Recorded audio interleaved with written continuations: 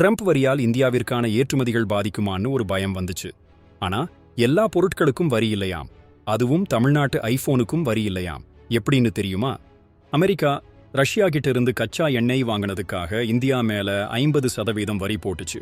முதல்ல 25% வரி, அப்புறம் மீதி 25% வரியும் ஆகஸ்ட் 27ஆம் தேதி முதல் அமலுக்கு வந்துடுச்சு. இதனால இந்திய வர்த்தகர்களுக்கு பெருத்த அடி, முக்கியமா ஜவுளி மற்றும் நகைத்துறைகள்ல பெரும் பின்னடைவு இருக்கும்னு சொன்னாங்க. ஆனா எல்லா பொருட்களுக்கும் வரி விதிக்கல. சில முக்கியமான பொருட்களுக்கு வரி விலக்கு கொடுத்திருக்காங்க.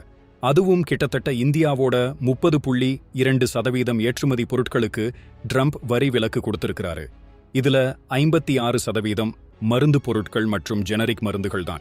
அமெரிக்க மக்களுக்கு குறைந்த விலையில மருந்து கிடைக்கணும்னு அவங்களுக்கு தேவையான மருந்துகளுக்கு மட்டும் வரி விலக்கு கொடுத்திருக்காங்க.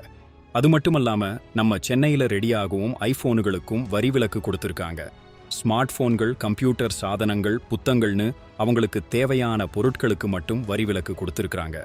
இதைத்தான் ஒருதலைபட்சமான கொள்கைன்னு சொல்றாங்க. உங்களுக்கு இந்த வரி விலக்கு பற்றி என்ன தோணுது? கமெண்ட்ல சொல்லுங்க.